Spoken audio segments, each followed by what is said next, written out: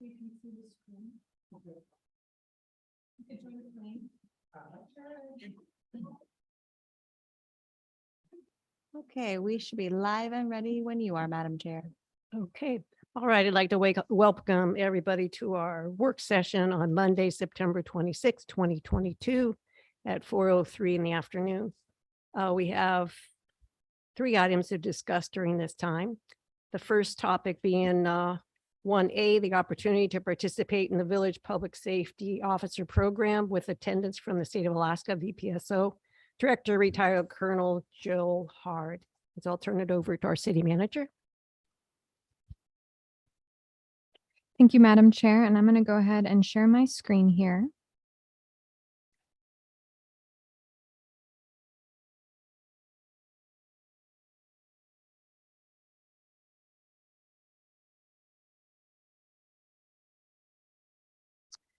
So as Chair Rojas stated, we do have 3 items on the agenda for today's work session. The first one is just an overview of the VPSO program. The second topic related to that is the Chief of Police transition. And the third is the City Manager transition. There was the regular packet as well as the laydown packet. And there are page numbers throughout this presentation, so hopefully that'll help with the information. And then in attendance, in addition to staff, Chief Hawkins, we also have the State of Alaska VPSO Director, Joel Hard, the VPSO Program Coordinator, Diana Thornton, and the Aleutian Pribilof Islands Association Public Safety Coordinator, Michael Nemeth. They're all in attendance, and so there'll be an opportunity for them to provide additional information and answer questions from the council. So jumping into an overview of the Village Public Safety Officer Program, Soldovia City Council listed securing a VPSO as a top priority for calendar year 2022. So just to start off again, what is a village, or who is a Village Public Safety Officer? So from the State of Alaska's webpage, they are dedicated to public safety professionals who provide community policing, rural fire protection, safety education, law enforcement services, EMS, and search and rescue coordination in rural Alaskan communities. A VPSO often serves in a community as the only public safety official and is generally the first responder on calls for service and assistance in their communities. A VPSO is generally the first to respond to many calls for help from community members, and their motto is First Responders, Last Frontier. In tiny font here on the screen, but is also information in your packet of their various job duties. So they have the power of a peace officer of the state. So they can do things like protect life and property in the state of Alaska, fire prevention and suppression, provision of EMS, participate in search and rescue, provide pretrial, probation, and parole supervision under the direction of the Department of Corrections, conduct investigations, enforce criminal laws of the state or municipality, provide local training programs like hunter safety, water safety, and other powers and duties customary to a peace officer in Alaska. So please note, and while their responsibilities do include law enforcement, they span multiple different services for a community. And given that law enforcement does fall underneath their purview, they can make arrests, conduct investigations, and are equipped with tools like a taser, baton, and bulletproof vest. So in your packet, your regular packet for the work session is a memo that council's seen a few times, asking various questions and having information compiled regarding the program. There is a question in there about firearms, and currently VPSOs do not carry firearms, but they can. They can receive training. It's just something that is dependent on, I believe, the participating organization that brings the VPSO into Soldovia. So more font here on the screen. Funding for the program occurs through the Alaska Legislature and is managed by the Department of Public Safety. So the statewide VPSO program is divided into 10 individual programs that are run by 10 participating organizations. So each program is administered by that participating organization, and that organization employs and supervises the VPSO. So just to give you a snapshot of who's participating currently in the VPSO program, we have the Aleutian Pribilof Islands Association. That's who Soldovia has been working with. The Association of Village Council Presidents, Bristol Bay Native Association, Central Council Tlingit and Haida Indian Tribes of Alaska. I'm Chugachmute. So sorry if I mispronounced that. Copper River Native Association, Cowarrock Inc., Kodiak Area Native Association, Northwest Arctic Borough, and Tanana Chiefs Conference. So sorry if I said any of those names wrong, but those are the 10 organizations in Alaska that work with the state to bring VPSOs into communities throughout Alaska. So this image or this flow chart shows how this theoretically would work in Soldovia. It's very basic, and of course there's more to it, but in general, the city of Soldovia accepts the placement of a VPSO in Soldovia. They interview VPSOs with Aleutian Pribilof Islands Association. That's the granting organization we've been working with, and then works with APIA to ensure the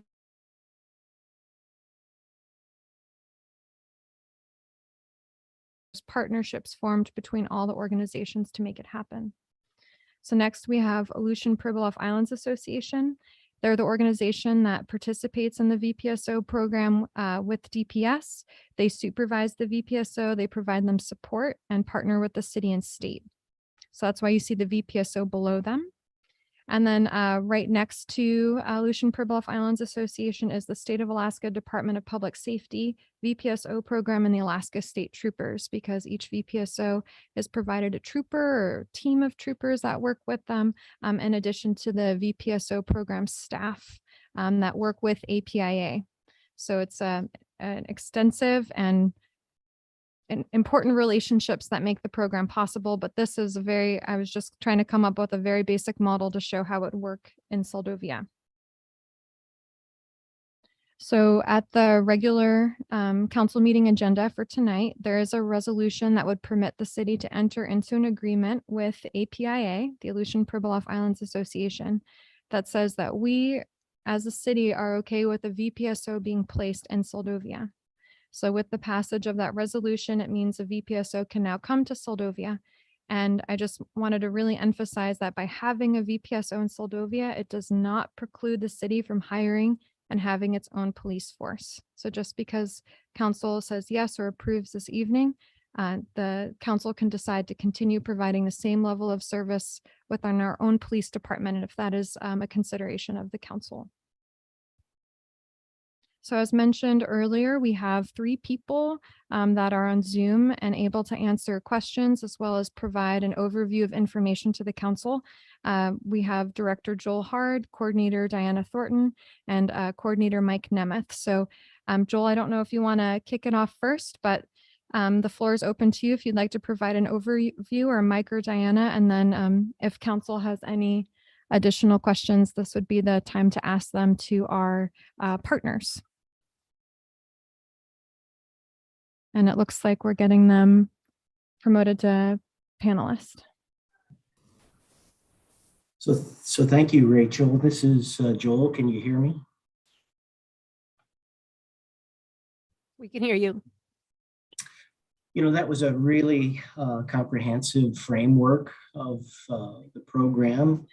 There are a few spots maybe I could add a little context for folks. So this program has been in place for a little more than 40 years.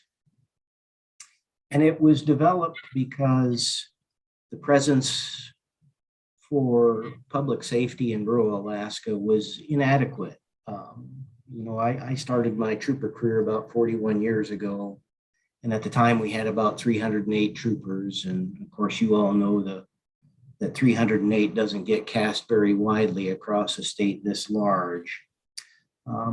But at the same time, there was in rural Alaska a huge problem by deaths from water safety and fire and other accidental causes. And there was just a need for some leverage of the public safety presence in rural Alaska. And so this program was contemplated as that locally placed, permanent, proactive public safety presence. Mostly at the time hired locally. Local residents were targeted at the time. And I think it matured into a very viable part of the department's mission to provide safer communities for people. And it continued to evolve over many years.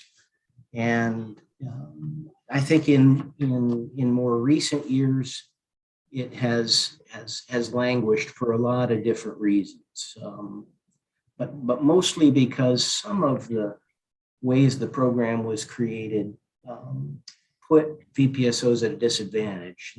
The program initially emphasized just a single officer in a village, for example, and didn't truly allow in meaningful ways the assignment of officers to villages and communities where there was other law enforcement present. And it required villages to provide housing and office space. Villages, many of them, which couldn't, provide that kind of infrastructure, or at least couldn't sustain it over time. And as a result, some of those things started to deteriorate the program in terms of retaining people. This last year, the statute was reformed with the support of the governor's administration and the legislature, so that we can do things differently. We can place more than one VPSO in a village, for example.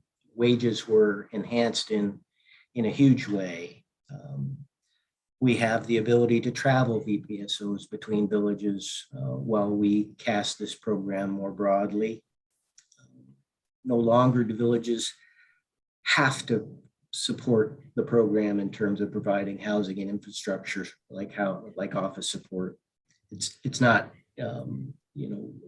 turned down when villages have that kind of support to provide, but it isn't required because many of the villages that couldn't do it didn't have benefit of this program, and that may have reflected the people that needed the program the most. And so many of these things have, I think, set us up in a way that this program can be cast more broadly to communities that need that kind of support. And I think Seldovia represents one of these unique places where they have an existing law enforcement presence, but by itself, it creates pressures on a singular officer or few officers in ways that a VPSO can be introduced and provide attention to matters that a police officer might not be able to, and obviously they can support one another in ways that add to their work-life balance and bring a safer community as a result. So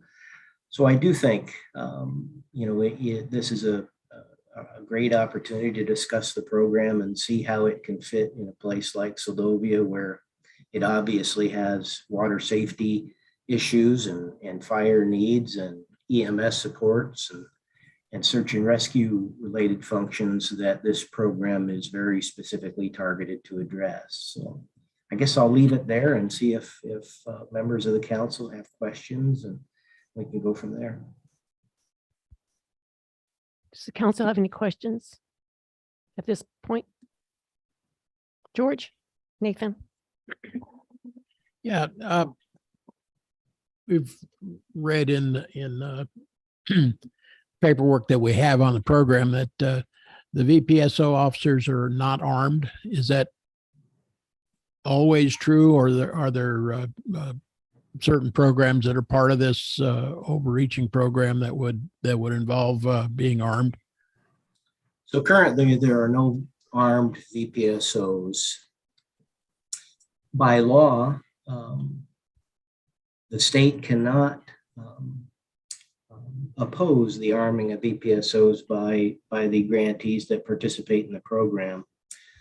I think it was back in about 2016 that there was an effort undertaken to arm less than half a dozen VPSOs, but that lasted just a few years. I'm not exactly sure how long that lasted. And I'm not sure why it didn't last, but my guess is that grantee organizations probably were concerned about liability and risk and all those things that come with arming. But in the end, the state of Alaska obtains insurance to support the grantees through this program, and the state of Alaska through this program. And one of the provisions of that insurance is to cover arming if that is what the grantee decides is most appropriate for the communities that they're serving. And do these folks have access to less than lethal weapons? Yes, they do. They have access to batons, tasers, oleocapsicum spray, and they are all issued a bulletproof vest when they're hired. Thank you. Anyone else on council have questions at this time, or do you want to wait till the other presenters? Okay, look, well, it looks like we're going to wait for the next presenters and then we'll have collective questions at that time. Go ahead, Rachel. And Chair Rojas, I know that Mayor Campbell also had feedback. Mhm. Do you have that handy to share now, or do you want to wait till the Let's end? wait till the end. Okay. Let's wait till the end. Yeah. Well, Joel, Diana, and Mike, I think that the council will have possibly more questions as we move on. And so I'm going to continue on with the Chief of Police transition portion of the presentation. But if you have to leave sooner than that, I completely understand, or we all completely understand. So thank you so much for your time. Excuse me, I might have misunderstood. Are the other two presenting on the VPSO information? Do they have their own information this time to present to council? That's what I was thinking. Okay, yeah, they're here if council has more questions. Or maybe both Diane and who's our other person? Mike Nemeth. Mike, maybe both of you, if you have something to add to the discussion tonight, it would be a good time now instead of us moving on to our next subject. If you wouldn't mind, if there's something you'd like to add on to for what was presented earlier, that would be great. And then probably some questions will come up at that time. Thank you. So, go ahead. Oh, no, I'm go sorry. ahead. Sorry. No, that's all right. I just introduced myself. My name is Diana Thornton, and I'm the statewide program coordinator for the VPSO programs working for the Department of Public Safety. Really probably not too much that I could add from the state side from what Joel has already provided. So I'd like to yield my time to Mike Nemeth, who probably is the one who maybe could provide the most specific discussion on the services for APIA's VPSO program. So I would yield my time to Mike.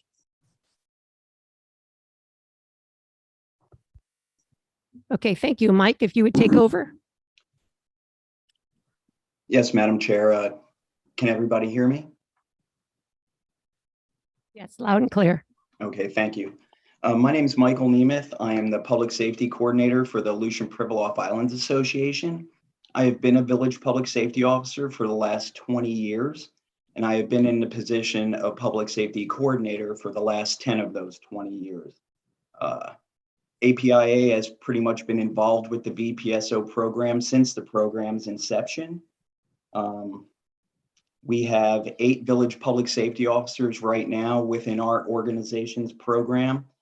We have officers in Adak, Akutan, Atka, Falls Pass, Nelson Lagoon, and most recently Tyonek, which is another community like Seldovia that's outside of our region. In the most recent past, pretty much for about the last 14 months, we had been working with Tyonek to make that happen. And their VPSO is now at the academy and will be graduating in November and then being stationed out in Tyonek shortly thereafter. Like Joel said, it's a multifaceted program, and Rachel also. it's a multifaceted program, and that's the thing I love about it most, is that we provide law enforcement services, but we do so much more as village public safety officers when it comes to fire prevention and suppression, emergency medical services, and search and rescue, among other things, like Joel mentioned and Rachel mentioned, public safety education. With our organization and my officers, I really strive for the officers to be proactive as much as possible in the community, and to work in the community to provide those proactive services. So that's just a bit about APIA, myself, and the program. I don't know if you would like to ask any questions. I am happy to answer whatever I can. Yes, okay. Council, is there anybody who has any questions? I have, a Um, few, oh. I have a few questions. Oh, go ahead. This is Council Member Kennedy. Kennedy. So would the VPSOs do their own reports to the state police just like our chief does? Or are they is that gonna fall out of the hands of somebody else to do? The daily reports for incidences and the computer work? Are they gonna have their own computers and do their own work? Or is that gonna be something required by the city staff? Councilmember Kennedy, through the chair, that is correct. VPSOs have access to arms, and they have computers that are secure and provided by the state to do those incident reports directly into the system themselves. Okay. And then who do they actually work directly for? They API's VPSOs work directly for me. They are employed by the Aleutian Pribilof Islands Association, and I am their supervisor. Okay. All right. And then what's the cost to the city? I seen in some paperwork I read today, and I was just spent about 10 minutes here trying to find it, and I'm unable to find it. Something about living expenses, cost of living expenses. Rachel, do you know anything about that? Yeah, through the chair. So there's no expense incurred by the city. Of course, the city has a city office that I've spoken with Chief Hawkins and would be in support of VPSOs using the Andy Anderson Police Station. And communities that participate in the program will often go above and beyond what VPSOs are paid by their partnering organization and provide an additional stipend. So something that Right. Michael and I have discussed is a housing stipend or a monthly stipend. It depends, of course, on the city's budget. But that is a way to make the position have even more retention. Are we required to provide that stipend? No. Okay, that's the question. I got my answer. I'm good. Yep, that's it. Thank you. Thank you. Yeah, well, part of that, what I was gonna ask was already answered. But so from the financial aspect of it, so the state provides their salary, insurance and all that. Is that correct? That is correct, council member, through the chair. Okay.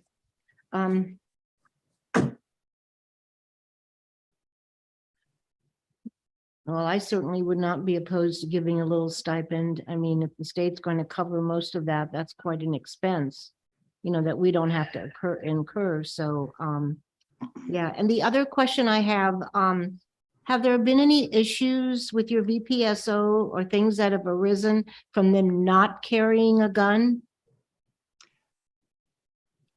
Council member, through the chair, I can speak for the last 20 years of our program as APIA in our region.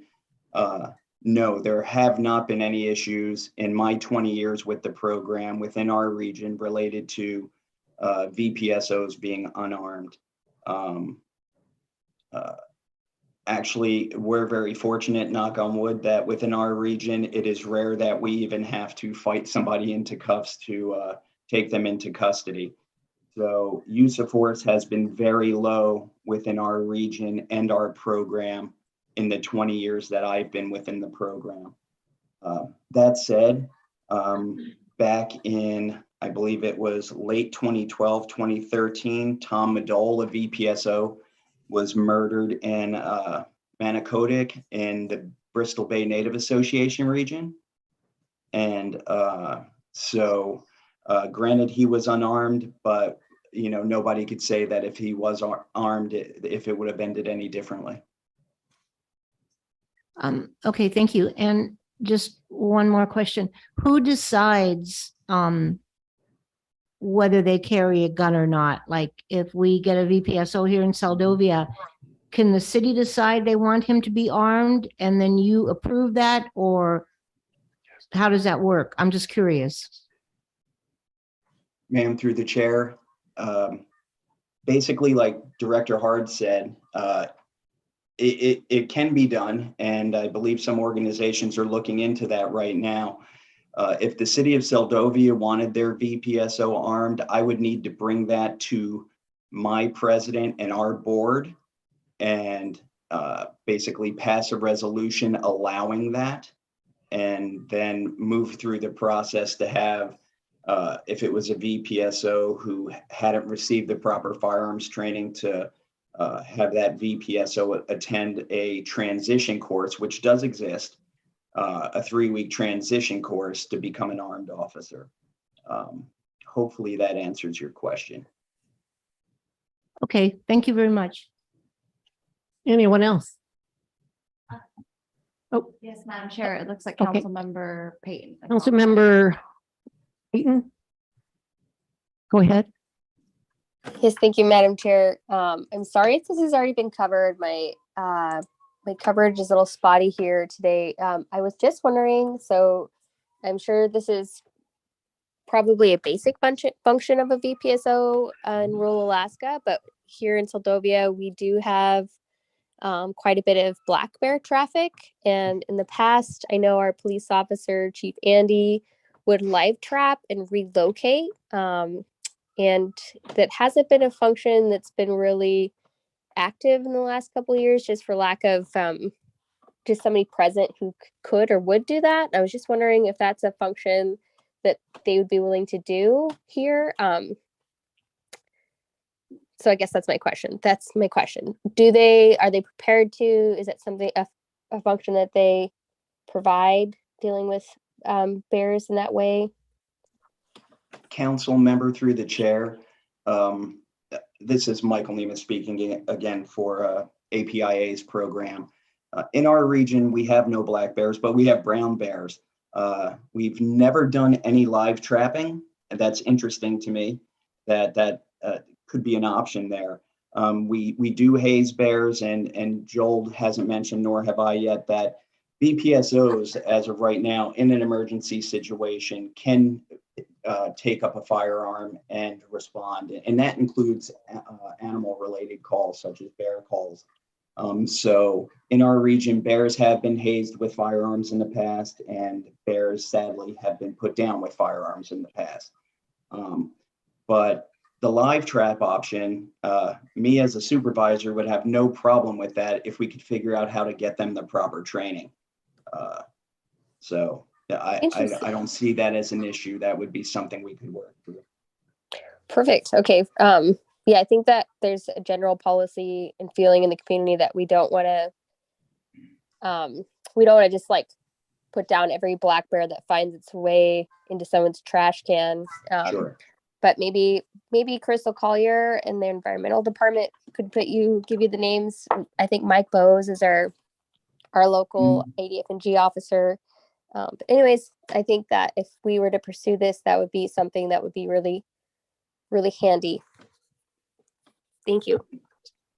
Thank you, Harmony. And just a moment, we'll have our police chief. He has a comment. Is it on? Can you hear me? Yes, sir. So actually, to clarify that, through the Fish and Game guys that I've talked to, any black bear that is trapped in the live catch trap has to be put down. So there is no releasing them. And so we try right now to determine and try to deter them, to come from coming in by doing other means, because we're trying not just to shoot them, trap them, then shoot them. So anything that is caught in our live catch trap has to be shot. So to clarify that, we cannot release them. Thank you for that. Thank you for the clarification, Chief. I have a question. How, if you could fill me in, I'm trying to figure out if we didn't have a police chief and we had a VPSO, would that VPSO have, like our police chief right now has a local phone number that the community members call up and for non-emergency issues? Is it how does that play into it? Could you kind of describe what that picture would look like?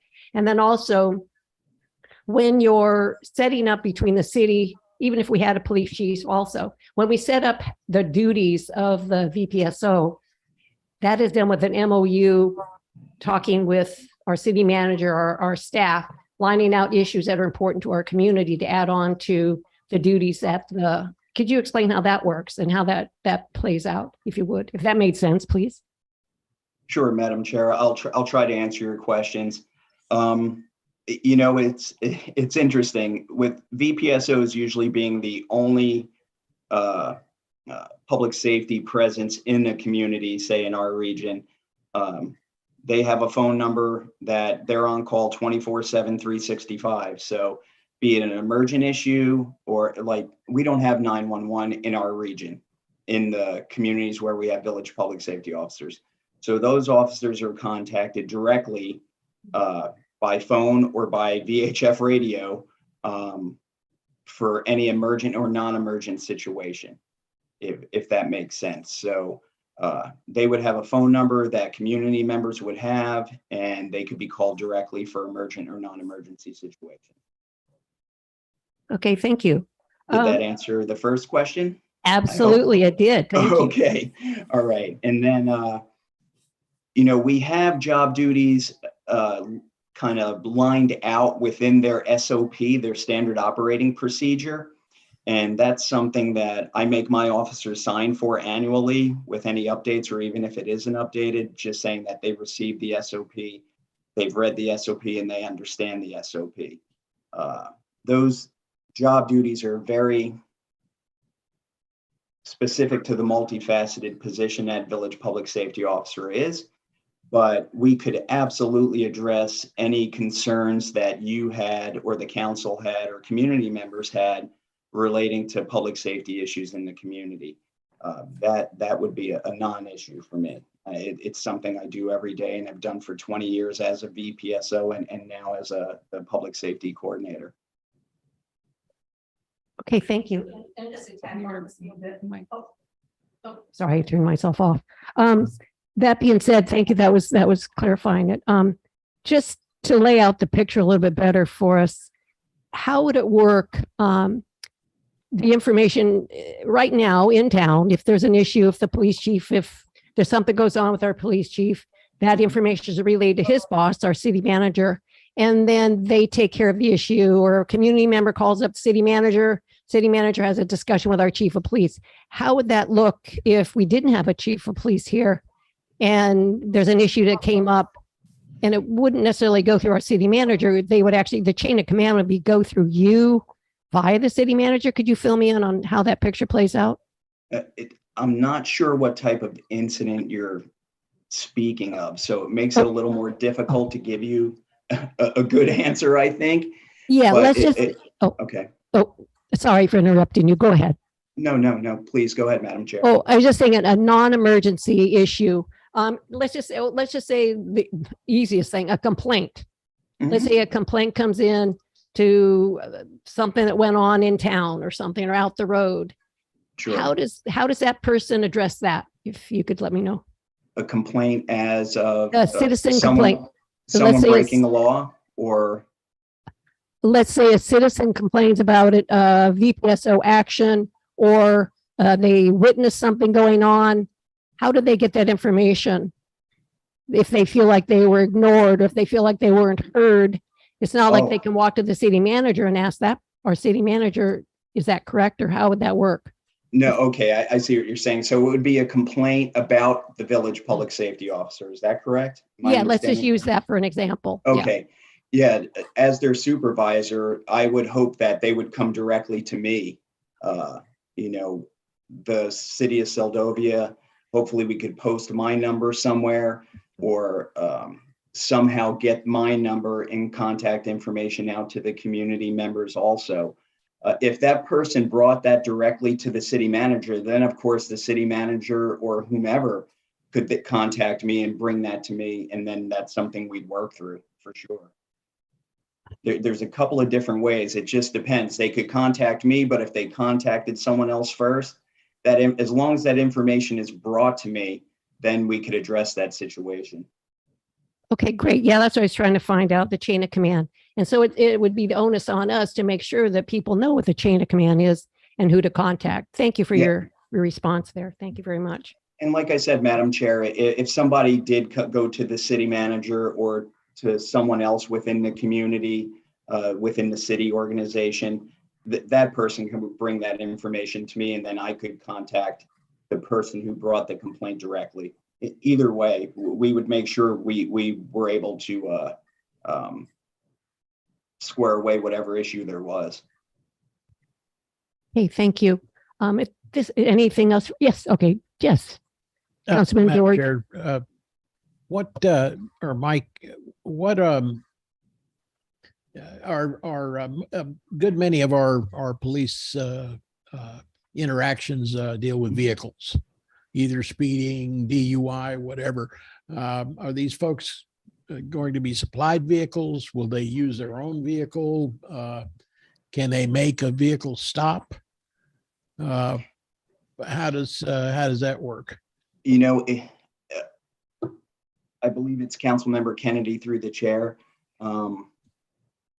It's George Nathan, actually. Oh, I'm sorry, sir. Sorry. Councilmember Nathan through the chair. Yes, VPSOs do DUI stops.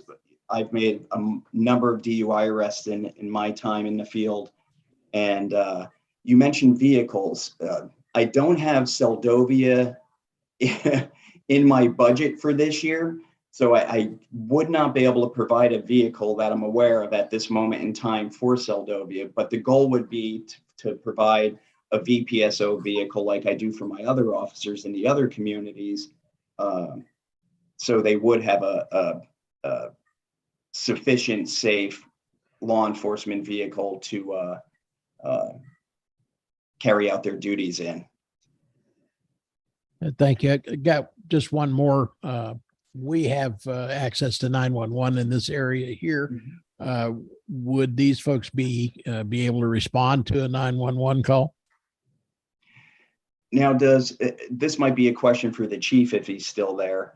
When a 911 call comes into Seldovia, does it directly go to a police department / VPSO number, or does it go to AST dispatch and then is called through that way? Do we know? Calls go through the troopers dispatch, and then they can either put it through to Homer's dispatch to us, and that's how we get the calls. I would expect it to work the same. Joel, do you have any information on that I might not be aware of, because that's new for me with the 911 system? Yeah, the transition to 911 has complicated it a little bit in rural Alaska, but it is intended to work that way. What we found, I think, is that in small communities, people don't necessarily want to call 911. They want to call the officer direct, and obviously that's possible there too. So it provides two different mechanisms by which to contact the officer, and it should work exactly as the chief describes. Thank you. Oh, George, are you done? I just in response to the last comment, communications has been a bone of contention here in our particular situation.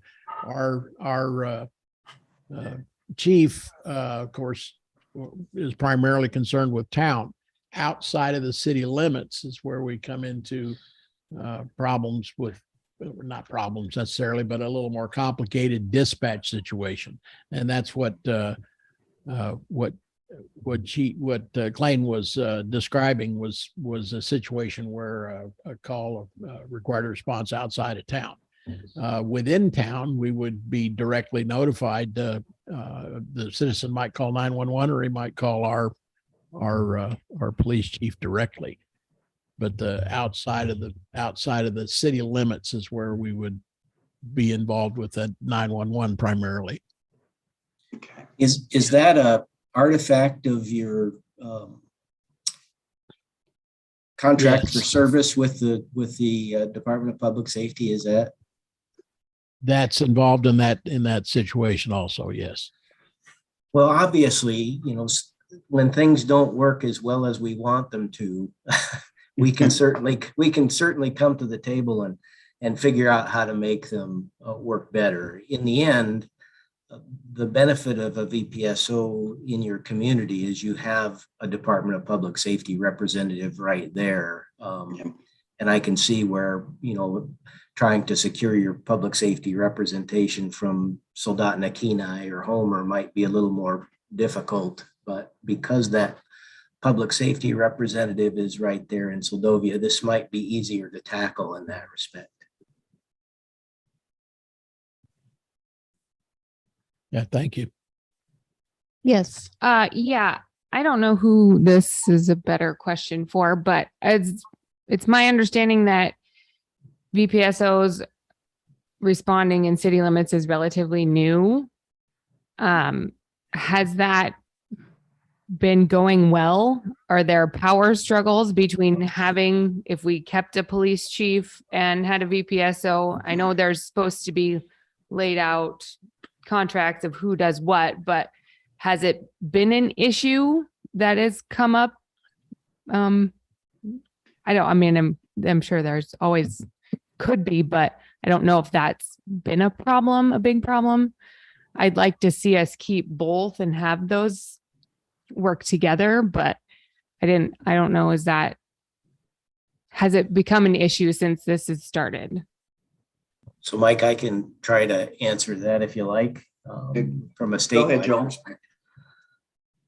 So having VPSOs assigned to the same community as other local law enforcement is more and more common.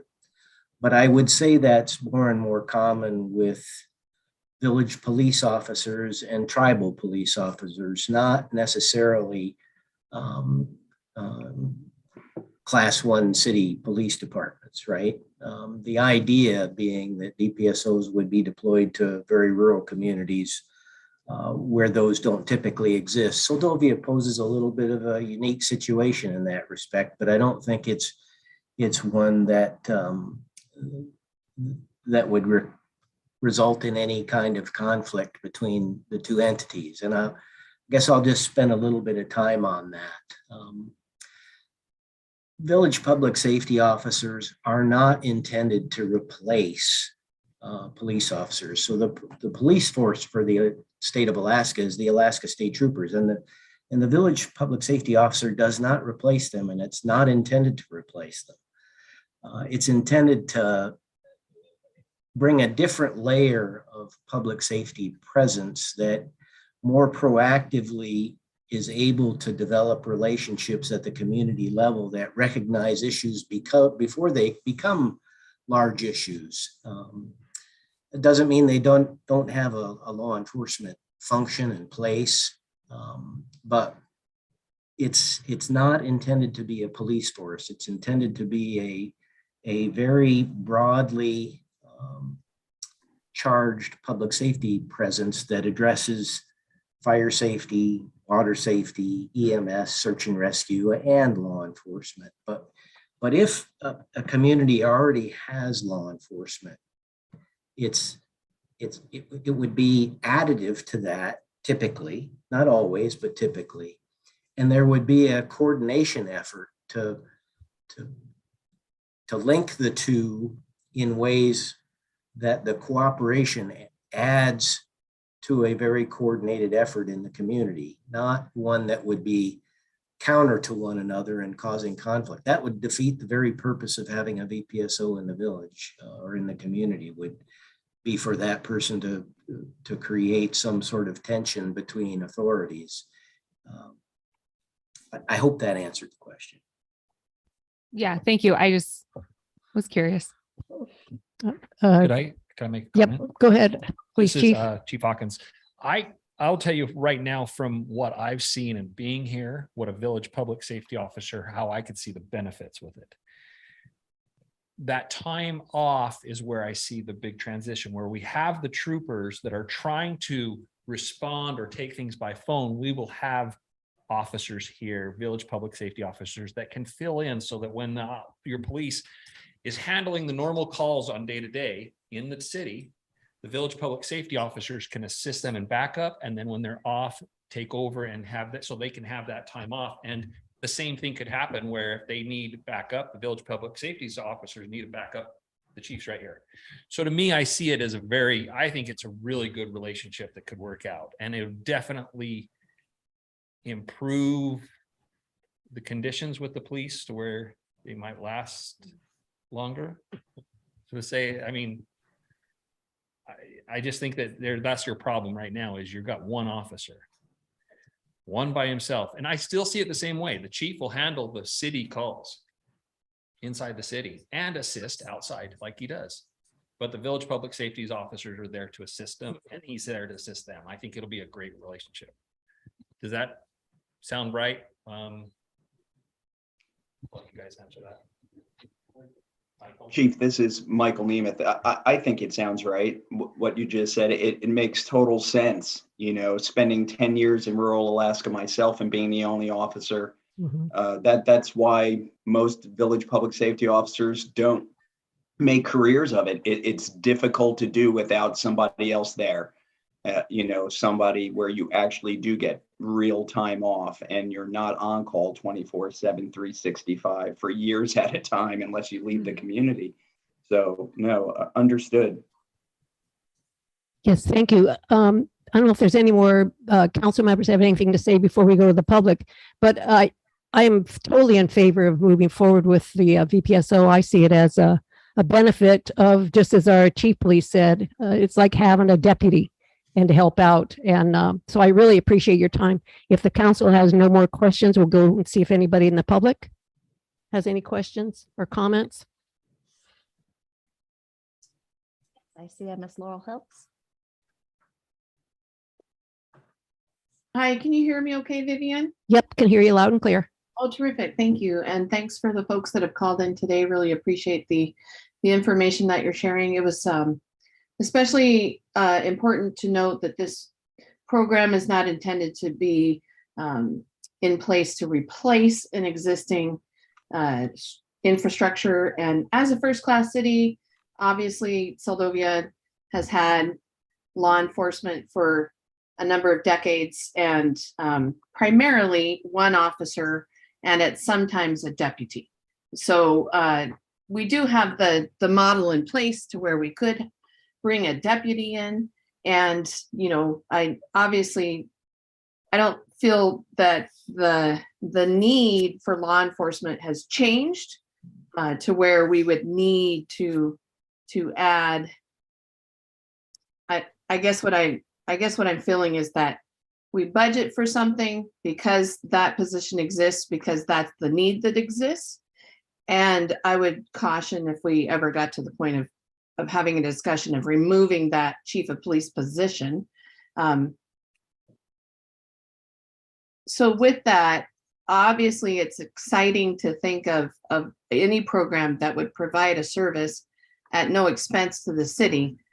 I just want to put a caution that if the thinking were ever to be that this would be in place of the chief of police, that there will be an expense to the city. It may not be in dollars immediately, but the quality of life has the potential to be affected. I do have one question for the gentleman from the Aleutians as to whether or not you are aware of any VPSO program where an officer works in cooperation with a first-class city or municipality. Thank you.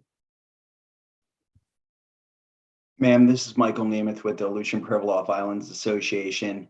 I am not aware, other than the VPSOs based with Northwest Arctic Borough out of COTS.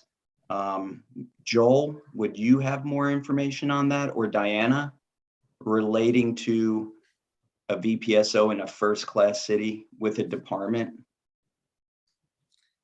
This is Joel. I'm not aware of a direct assignment to a VPSO to a first-class city, but I think, Seldovia is a bit unique maybe in its size and designation as a first-class city, and has been for a long time. Typically, and maybe I'm wrong, but typically I don't think we see too many first-class cities of the size that Seldovia is. And I think the restrictions in law about where we have deployed VPSOs in the past have sort of dictated that VPSOs are in very, very remote places, small villages, and where they're large, where the assignments to large communities exist is usually coastally based, places like Hooper Bay, Savunga, other places. So I can't think of a first-class city that we've assigned VPSOs, but I do think that's a bit of an anomaly in this circumstance. But I don't view that as some sort of a barrier somehow, though.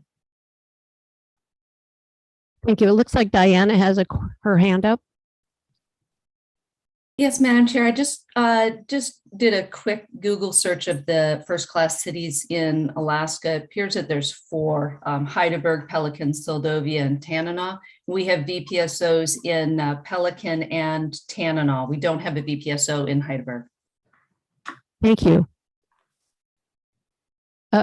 City Manager, yes.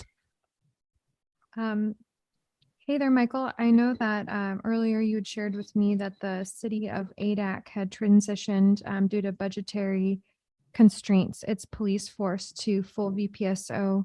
And I don't know if you could comment on that process or other communities, that have transitioned away from their own law enforcement to VPSO. I know that's not ideal. And of course, a community would want to have both.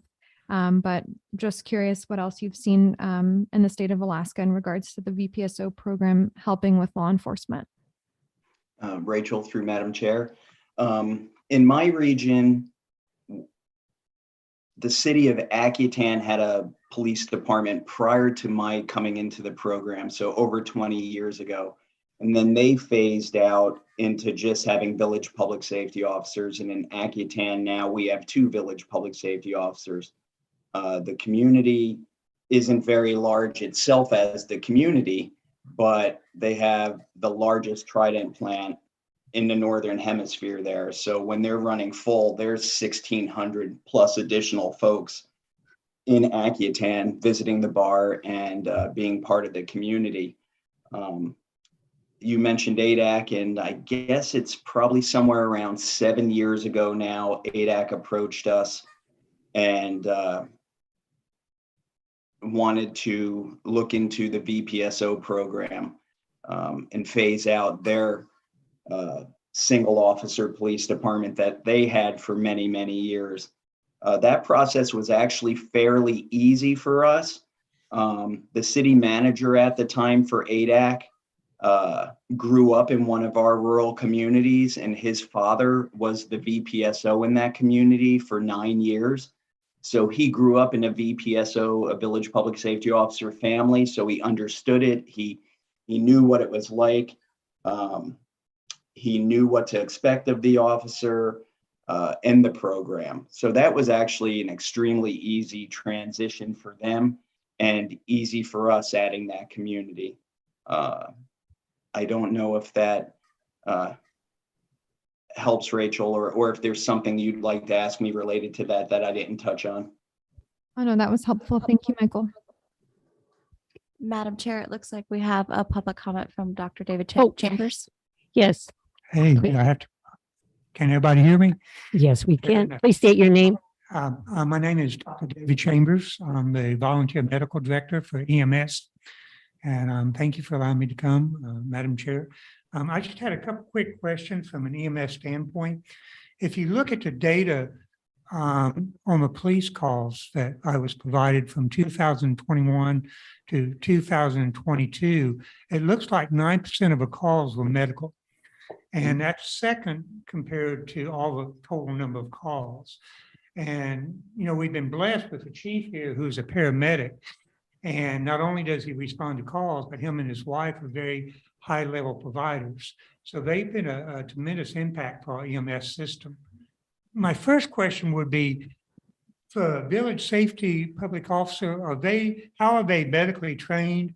Are they emergency trauma technicians, or what level of training do they have? Sir, through the chair, this is Michael with the Aleutian Pribilof Islands Association. I could speak for my officers in the program. With the Senate Bill 81 statute changes for the program statewide, it's basically now required for village public safety officers to be emergency trauma technician certified. Prior to that, it was whatever level organizations were training their staff to. So right now, statewide, it should be ETT at a minimum. I have officers in our organization that are ETT certified, EMT1 certified, and EMT2 certified. So I certainly would like to see my officers with more medical training than less medical training. I find it interesting that with the statistics you just shared, that I can tell you from my 10 years in the field as a village public safety officer in rural Alaska, approximately 50% of my overtime was medical call related. So it kind of reflects the same type of numbers you were just sharing. So it's ETT at a minimum and hopefully up from there, sir. Oh, thank you. Along that same lines, can you comment on their fire training, the level from a volunteer fire department standpoint? I can. Our fire training is a bit different.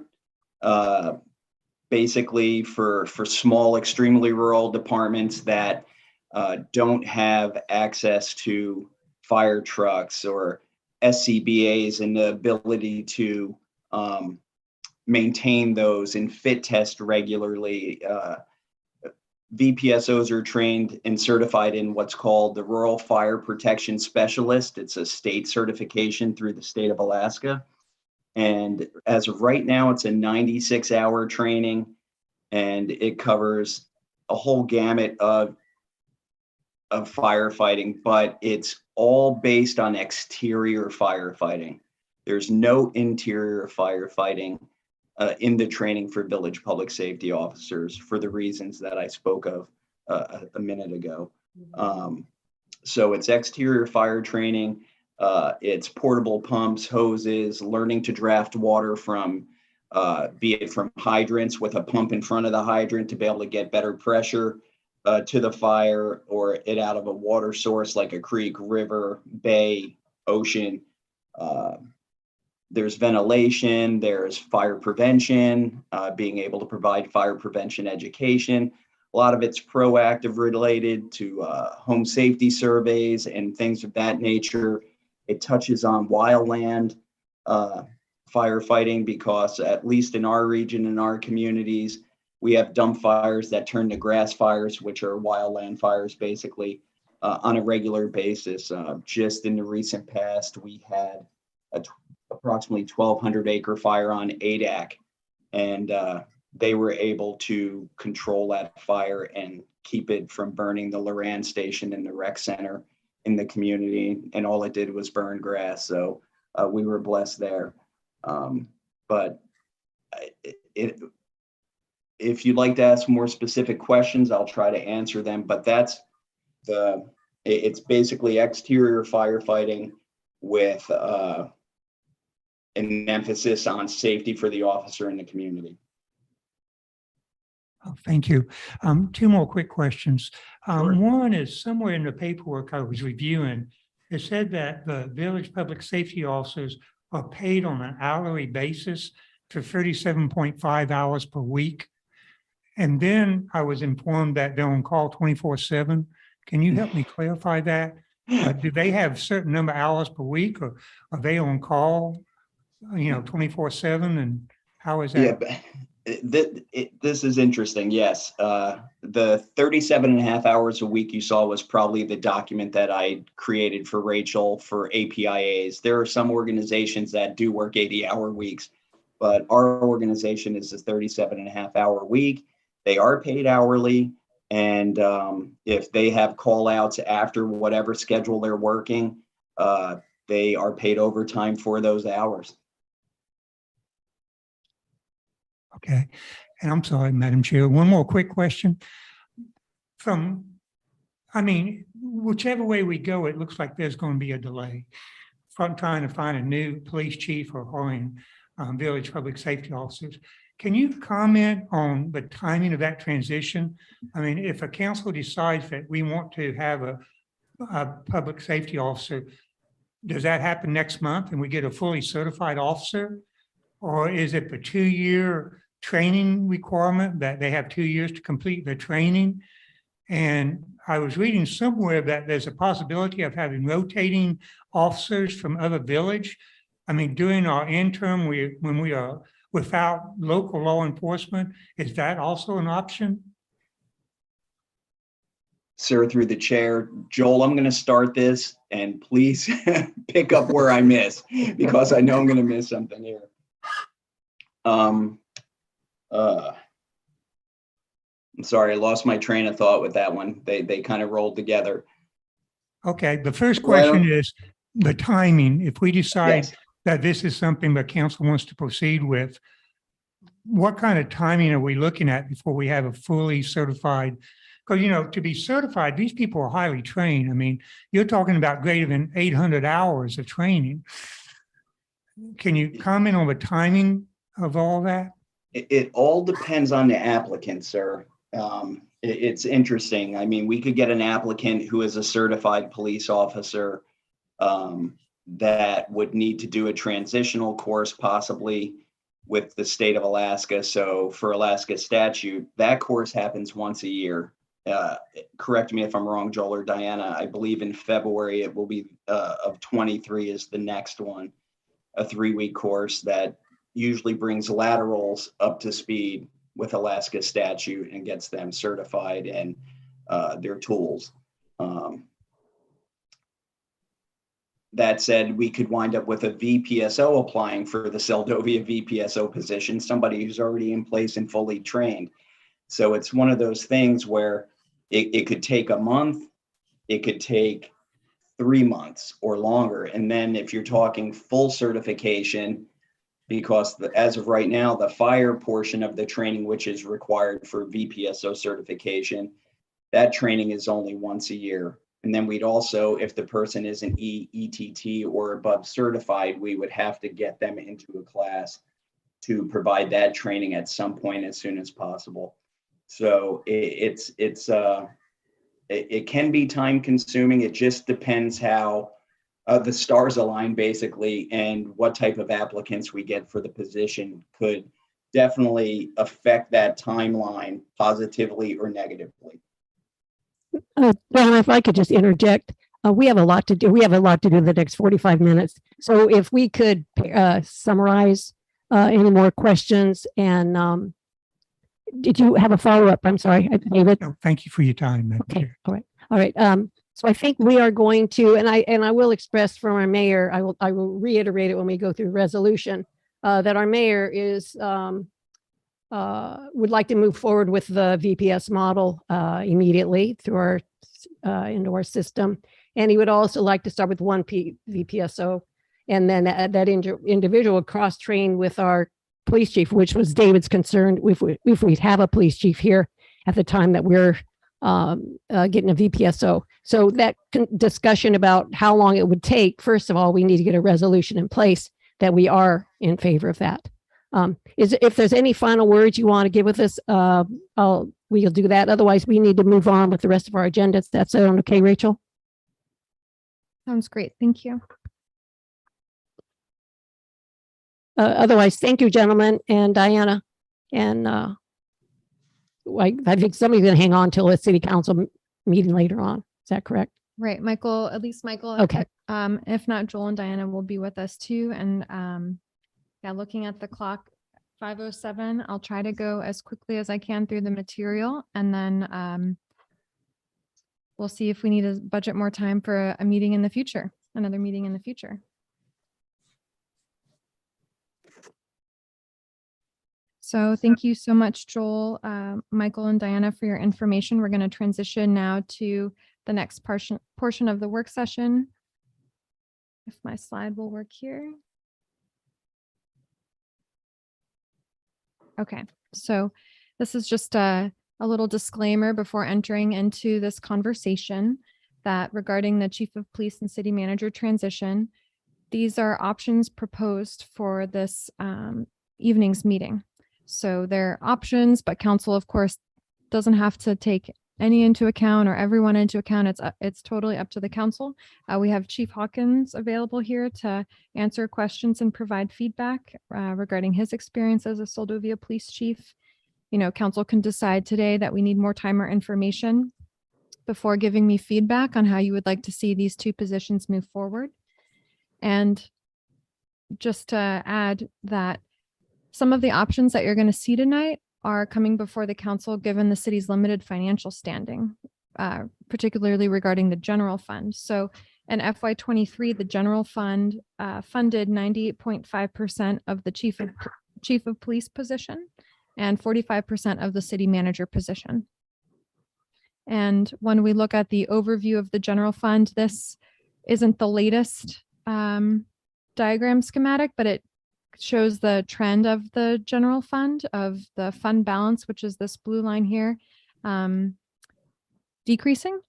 And in FY21, the audit showed that the general fund had a deficit of over $374,000. And that was originally being offset by the Soldovia Permanent Fund being in the general fund. So the city was having its savings offset the deficit. So as a result of the savings being separated out, the city could then see its deficit. So regarding the Chief of Police transition, there is a Soldovia Police Department history sheet in your packet. It's page 6 of the regular packet. And so in short, this was something that was prepared by one of the former city managers. And, you know, just went over the fact that Soldovia had Chief Andy Anderson for 32 years. And then the city went without a police chief for about 16 months. And then we had our next chief who worked 36 months before resigning. And you'll see that their salary was $57,000. And the position overall cost just about $79,000. Then we hired another chief. They worked a year in Soldovia. Their total position cost was almost $86,000. And then we hired another chief. They worked at the city for 19 months and resigned. And their total position cost was $106,000. And then from May through October of 2018, we didn't have a police chief. Then we found one that was a great fit. They worked for 21 months, then resigned. And this is where the city tried to have a more competitive contract. And that total expense to the city was over $125,000. So then after they resigned, we got a new police chief in November, December of 2020 to current. And they have provided, the chief of police provided the 60-day written notice on September 1st. So their current contract is in effect through October 31st. That should say 2022. They were approximately employed for 24 months, so 2 years. And that position, total position expense in the packet, it's incorrectly stated. It's $126,093.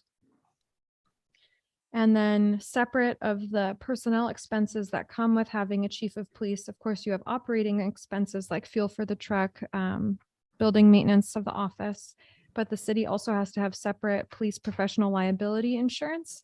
So for FY23, just to have one chief of police, the city still paid over $11,000 for that position. So that's just to give a sense of the history as well as some of the major expenses that come with offering the service to the community. And it is not a required service that the city has to provide as a first-class city according to state statute. So it's not something that, I mean, the city totally can, but it's not something that the state says you must. So Chief Cushman, back in July of 2020, provided the city with feedback, and you can see that his letter on pages 8 through 10 of your regular packet. He discussed concerns like compensation and just said that, cost of hiring a viable candidate for Soldovia is going to start increasing. And then you have a pool of candidates that are shrinking based on the state and other communities being able to offer a more competitive package. And according to Chief Cushman, entry-level troopers are making very close and possibly more than the Soldovia chief. According to Chief Cushman, Soldovia also needs a seasoned veteran officer because it's a one-person office rather than having someone that's entry level, because that way you have someone who has more experience handling a variety of issues versus someone just coming out of training. Chief Cushman talked about the lack of a police team to commiserate and derive support from because it was a one-person office. Shared it was difficult to police a community that you're trying to be a part of, and also stated that council showing support of law enforcement really helps the position thrive. So those were some of the concerns that Chief Cushman provided back in 2020. So in the packet, pages 11 and 12 of the regular packet, you'll see the types of calls that Chief Hawkins has received from October 2021 through August of 2022. And keep in mind that that inventory doesn't include all of his interactions that he's had with the public. Those are just reportable cases that he's included in his police report. In addition, the calls for service for the greater Soldovia area, which is the Soldovia village and area outside of city limits, those calls for assistance are regulated by a contract that the city has with the state of Alaska.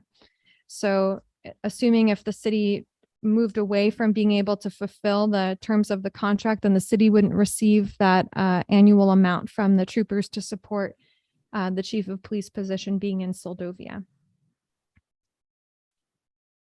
So page 7 of your packet goes over options for how the city can continue to provide law enforcement services in Soldovia.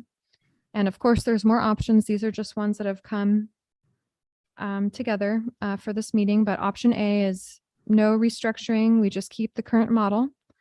Option B is restructure the department to try and secure multiple officers for Soldovia. And options A and B were actually ones that were prepared by the former city manager too and presented to council for consideration as well. And you'll notice regarding option B, Soldovia did try to secure multiple officers. And when I was talking about this with the city clerk, because the city itself couldn't support funding its own multiple officers, that was the budgetary limitation. But the city, in fact, did try to have a more contractual arrangement regarding law enforcement. So I was hoping the city clerk could touch base on that. Just that the city at the time had pursued options with the city of Homer and other entities in the area to contract and have a police officer come in. We would pay that entity, the contract fee, and then they would provide the service to the city of Soldovia. If I remember correctly, city of Homer was willing, but the department was willing, but they didn't have personnel that were willing at the time. And I don't think that we had any other takers, but I would have to research that a little bit further. So again, that was regarding option B, where Soldovia was trying to think, because the model of just having one chief of police, on average, there's a transition every 2 years. So how can you create retention and build a more sustainable model? So one of those ideas was trying to have multiple officers, but our budget can't support that. So again, trying to reach out to other organizations. Option C is the city transitions to a village public safety officer only model. This was previously unavailable to the city.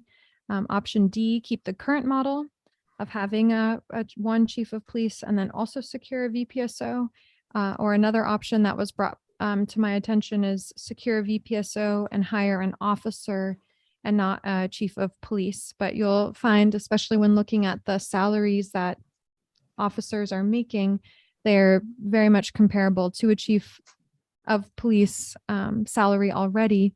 And given that the Soldovia Police Department only has one person, I don't know if just having an officer versus a chief would make that much of a financial difference. So those are some of the options that are in your packet for consideration. Page 13 in your regular packet goes over the gains versus losses of switching to a VPSO model. So the list of what is to gain versus what is to lose isn't all inclusive, but it's just to provide the council with more consideration.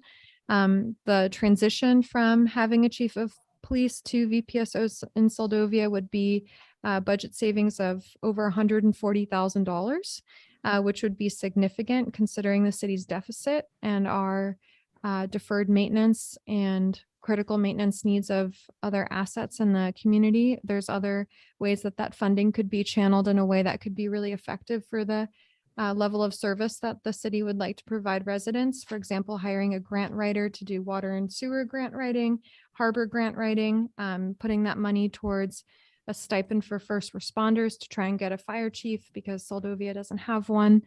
So there's a variety of different ways for the city to think through, but that's the main consideration in terms of cost savings by switching to a VPSO model. Page 3 of your laydown packet goes over a timeline. So of course, this depends on council feedback, but Chief Hawkins remains on his current contract through Monday, October 31st. We're going to have a new contract or an amendment to the contract to switch the classification to at-will status. So that amendment will allow the chief to stay on the city team, but provide flexibility to the city as well as to the employee on their timeline for departure. And so the questions for council tonight are, does the city wish to post the chief of police position now? And what are council's thoughts on those options for how law enforcement could occur in Soldovia?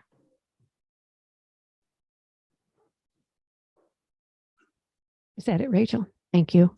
Okay, so again, we don't have to make a decision tonight on this issue. We can carry on with it.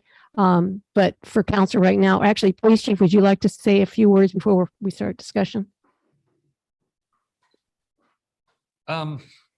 I thought it was very interesting to see Chief Cushman's slide where he was going over the different things, which I've seen as the same problems.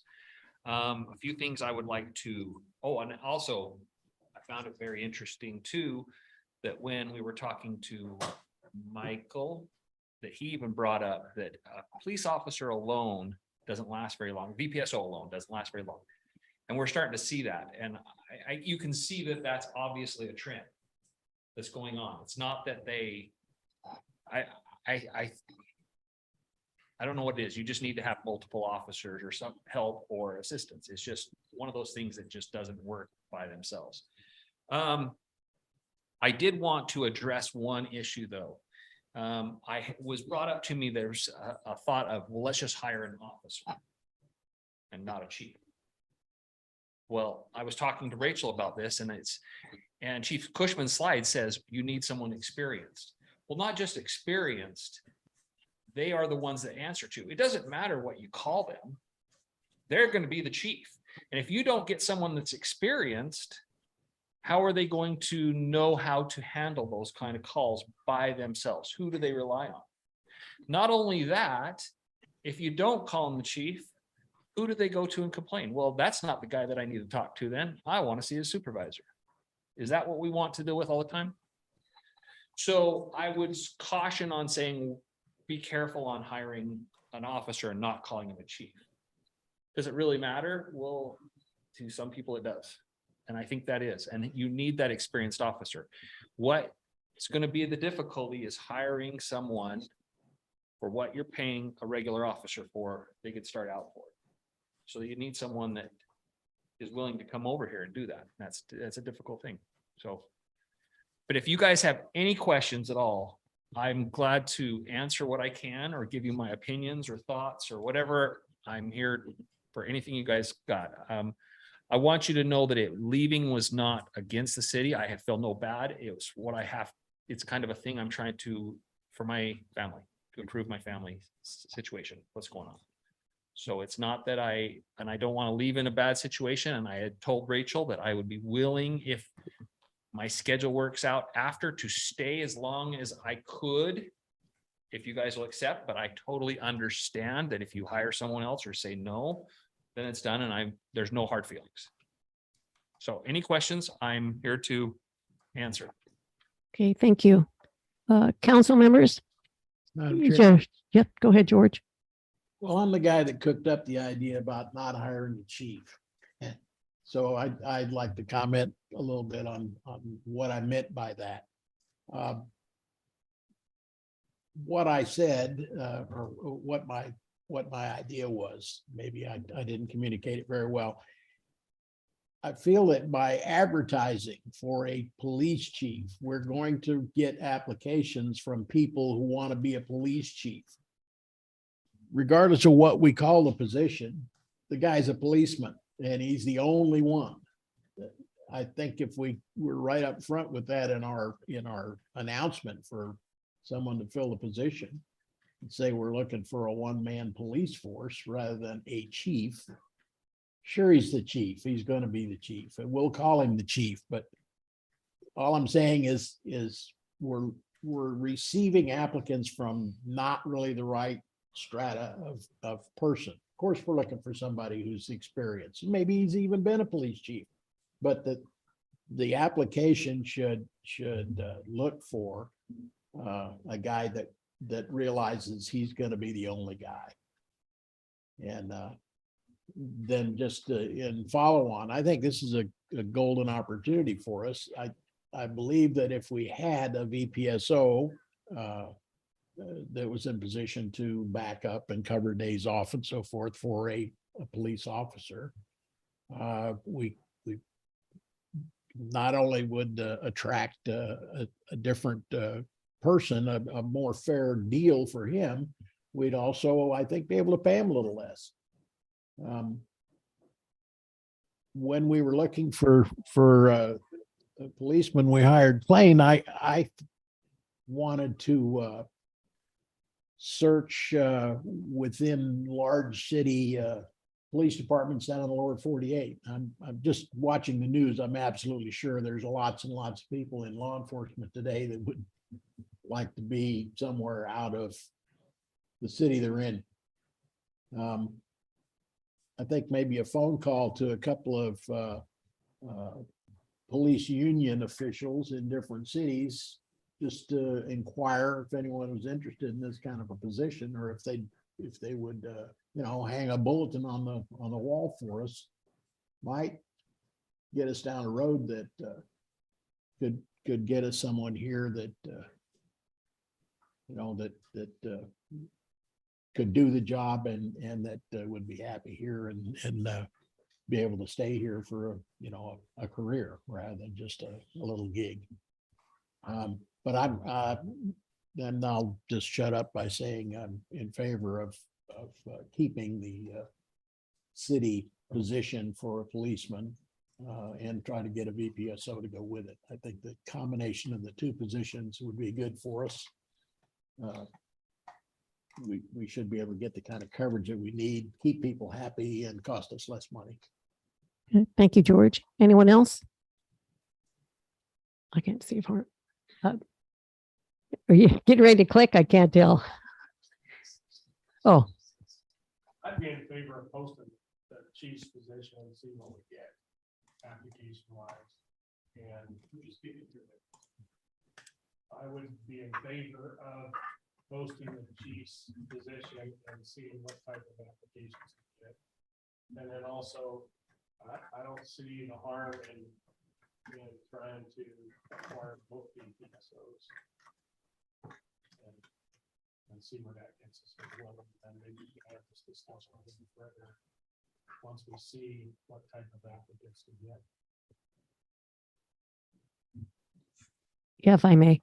I think the question right now is, does the council feel like we are ready to prepare to advertise for the chief of police position? I think the title is what George was talking about. The title, and our police chief was discussing the title of what is our police officer, police chief going to be called. The salary, as you said, I think was no different. Is that what I heard you say earlier? Really, if you have a police officer or a police chief. Thank you. if you look at what, depending on the community it's in, what police chiefs versus officers make, especially for a remote community where cost of living is higher, if you're going to try to attract a candidate, and this was something that I think Chief Cushman was getting at, that your compensation for that position needs to be competitive, because the troopers and other municipalities are already able to offer at a certain level, and it's hard to recruit people to those positions. Right, thank you. I think our biggest issue is what we're dealing with tonight, and that is, and what our chief has said, and many of our chiefs in the past, having a backup. And so and what we don't know is how long the VPSO is going to take to get one. We could get one next month or whatever. But I think we know that we need to have a combination. We need to have two people in order for have longevity in our police force for the future. Whether that looks like 2 VPSOs later on where we see that it worked out swell, or if we do the police chief and a VPSO.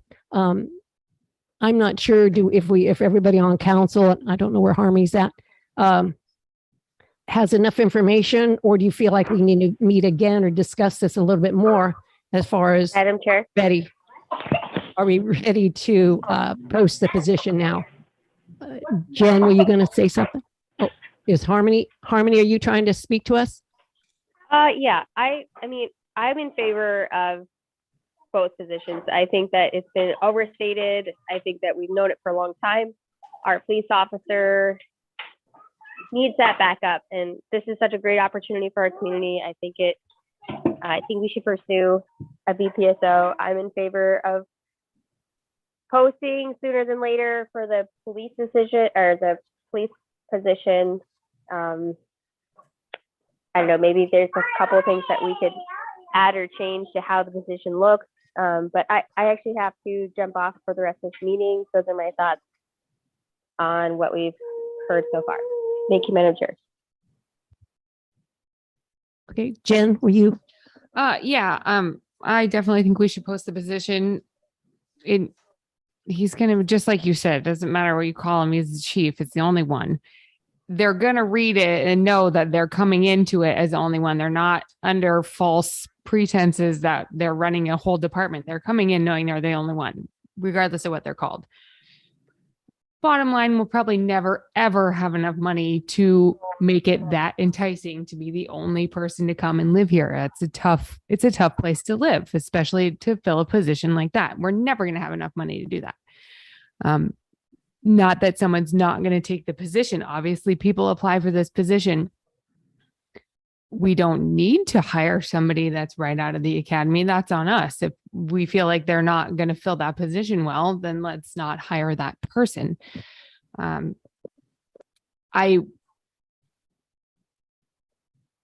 would like to move forward with the VPSO as well. And in the posting, have that info, have that all up front to let them know when we're moving in this direction. So there will be help, whether it's whoever comes first, that's all going to have to work itself out. But I would like to see us try for a new chief and see how the two positions can work well together. And hopefully it'll be great. From the fire and EMS standpoint, I love the idea of having that extra help from the VPSO and having that help for the police chief and everything. So I think it's a great idea. I think we should move forward, post it as is, how it's been, and see where we get. Thank you, Jennifer. And I think I would agree with what I'm hearing from council. I don't think the community is ready to make a decision about not keeping a police chief. In the future, looking what it looks like, looks at the relationship they have with the VPSO, hopefully we get on board and get it out there. It takes us a while to find a police chief. We all know that. So do you feel like, Rachel, you have enough information? Yeah, that's great direction. Okay. Any other last comments? Oh, Jess, police chief. If I may, for just a sec, I guys want you to know that I've talked to Rachel quite a bit about this and gone over, and there was a time where I even said, well, maybe you guys would be better off with no officer. And I even said that, but after being here and seeing it, I think the city needs that officer there. Now, I think the VPSO and the officer together is just going to greatly enhance everything that's going on and be better. But I think you have to hire someone who has experience and who's been there for a while. That's where the problem is. An officer now VPSOs are a little different because they're under the DPS and Michael runs and he's their supervisor and he gives them those trainings. An officer that comes in here who's by himself, if they have no experience, they're done. They don't know what to do. Because at least I've had that background, and these other officers that have come in have had that background and training, because you're on your own. So that's where it is. You guys really need to look at that wage. You say, well, we should pay them that much and go for us. Well, the wage you're offering is almost what they'll start out with Kenai as a basic officer. So it's hard because you're going to need an officer with a lot of experience to be able to run themselves, know how to handle those calls in those circumstances, and have that training. So that'll help. Yep, thank you. You have enough direction? Yes. Okay, And moving on. moving on with the 10 minutes that we have left to quickly talk about the city manager transition here. Okay. So my contract finishes up December 7th, and I'm willing to help with the hiring of the city manager process. So if we were to post the city manager job description tomorrow, I'm thinking that the first review for city council's consideration of the candidates could be October 24th during an executive session. You already have the regular council meeting that evening anyway, so it can happen before then. And then following that, the week of October 31st is when council could interview viable candidates if they're candidates of interest to the council. If there's no chosen candidates, then the next review of the applications could be November 14th. So just sticking with that general sense of a timeline. There are options for council's consideration regarding the city manager position that are posted in the laydown packet. So similar to the chief of police position, option A is the city manager position remains the same, where they're required to live in Soldovia, 40 hours per week. Current total position cost based on a assumed salary of $85,000 is close to $118,000 for the position. Another model could be the current one, but they have the flexibility to work remote, so they're not required to live in Soldovia. They can telework, but they would live in South Central Alaska and be available to attend meetings or events as requested by the mayor and council at the city's expense. So assuming the same $85,000 salary, cost would be just about $118,000. The city could budget $3,000 for travel related expenses, an additional $13,000 to $15,000 to promote an internal position to a supervisory role. And the benefit of this position is that it can expand the pool of candidates interested in being the city manager of Soldovia. So you could be able to get candidates that have significant municipal experience, or experience writing grants, or experience doing financial management that otherwise you couldn't get based on the telework benefit. But there is an additional expense to the city because you'd be promoting someone to help supervise the day-to-day operations. And there are communities in Alaska that have remote administrators. For example, the Aleutians East Borough and Sand Point, their city managers live in Anchorage. So that's a consideration for the council. You could do the current model, but reduce hours.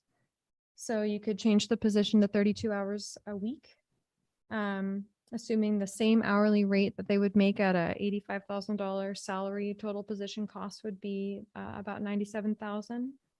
You could budget to have someone be acting city manager the hours that they're not on call. And this option reduces costs, but it also reduces the city's capacity. So again, we're just thinking through with the deficit and the city spending, what are ways that we can reduce costs? So that's a way of reducing hours of the position.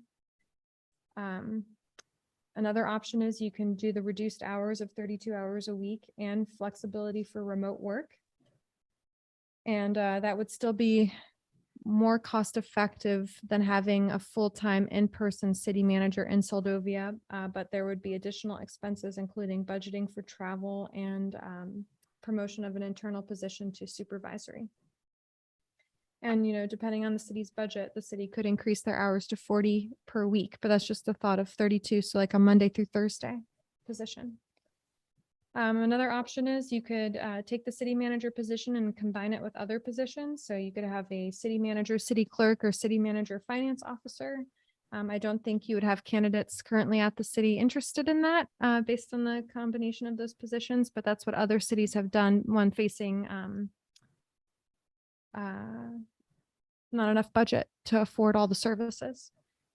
And then option F is you could eliminate the city manager position and go to strong mayor. The mayor position in Seldovia is currently unpaid, but there are organizations that provide their mayor with a salary or stipend. I don't know what the cost to Seldovia would be, but that's just something to think about. And then a mayor will typically delegate duties to a chief of staff or administrator.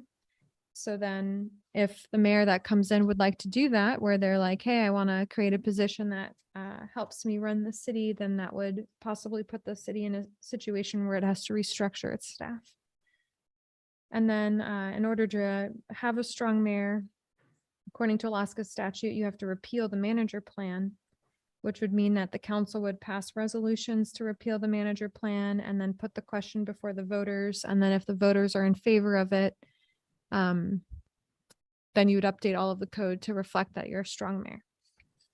So those are additional options aside from the current model.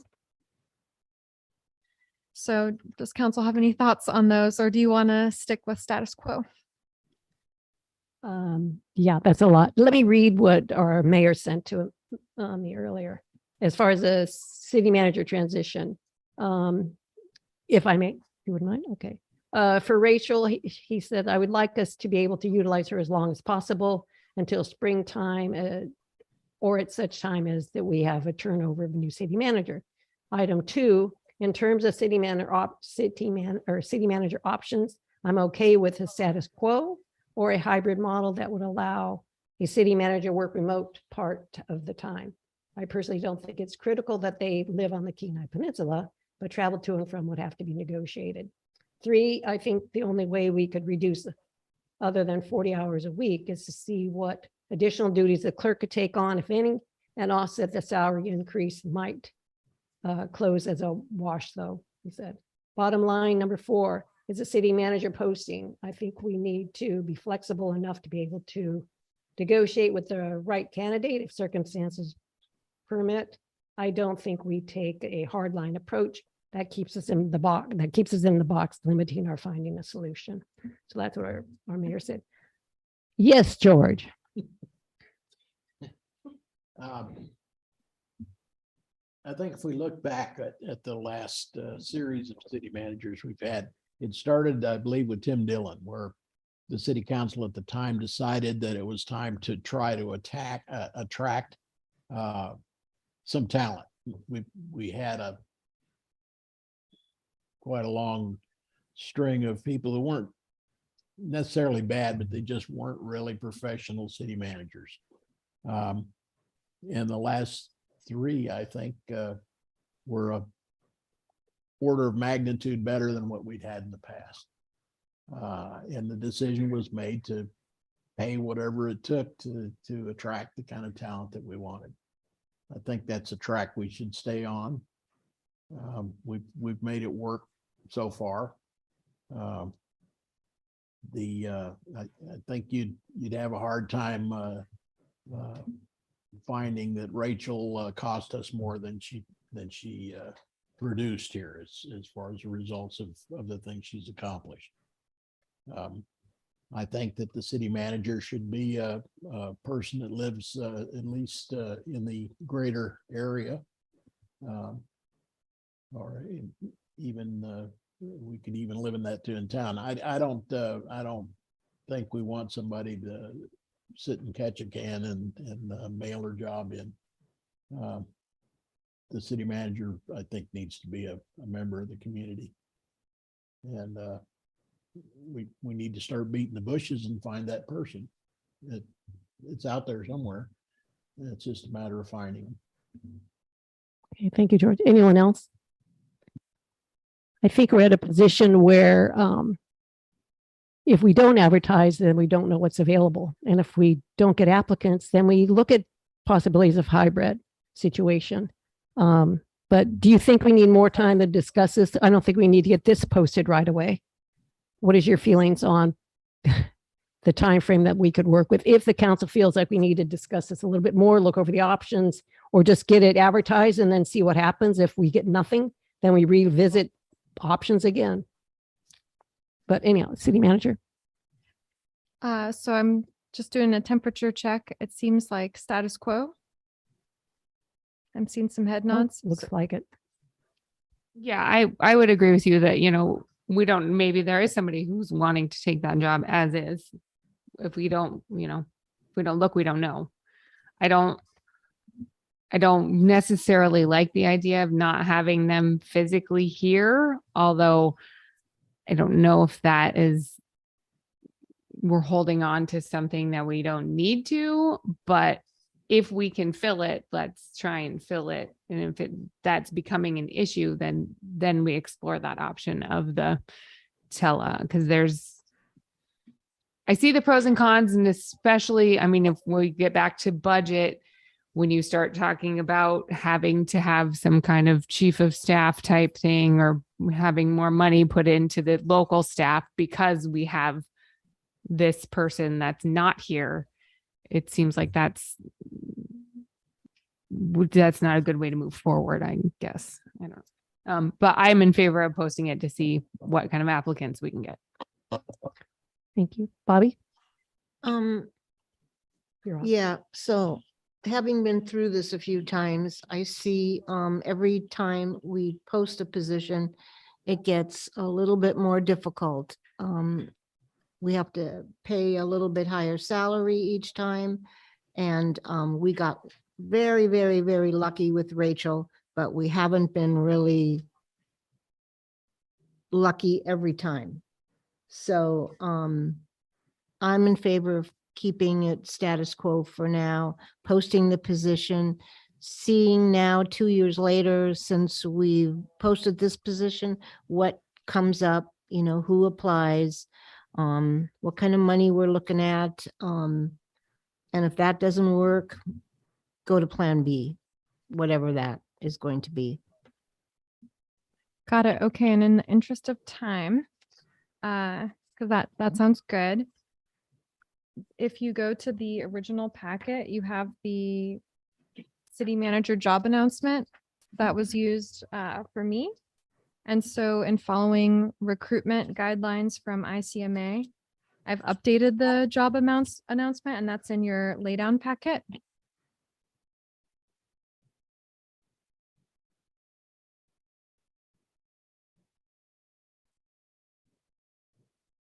And so, some of the changes to the new job announcement, for starters, it provides a salary range for what the city can afford. I think that's important to include. It states that it's at will full-time, 40 hours per week. It goes over the benefits that the city manager would receive. I think it's important to make that really clear. And of course, council can provide feedback on any of this and change this. It gives the closing date for a position, and when we'll do the first review, it gives a overview of the community, the governance and organization, helpful documents for a city manager to look at to get a sense of the community, the opportunities and challenges we're facing, giving them a sense of what are the types of projects that we have to look forward to, and then what are the things that have been difficult for us that we're facing right now. And then what Soldovia is looking for in a city manager. And I don't know if council has specific feedback that you would like to offer on this, but I, in following the recruitment guidelines from ICMA, just put this together to see if council would like to use this version as opposed to what we put out in 2020. When I looked it over and compared, I thought the second edition, the one that you put together, was much more mindful for a person who's considering coming in here. I like it. Council, any comments?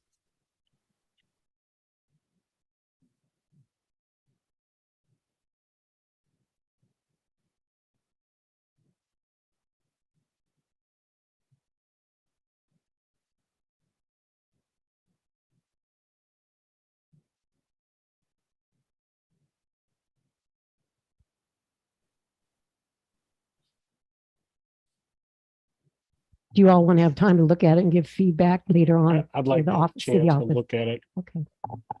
Okay. Would that be okay if people just, if they see something in there to email information to you? Would that work for you, Rachel? You bet. I think it'll delay the posting, of course, Yeah. but if council could just email feedback by the end of the week about what you've seen here that you would like added or removed, that would be helpful. And then if it turns out there's a lot of feedback, then we can have a special meeting to go over those differences or revisions.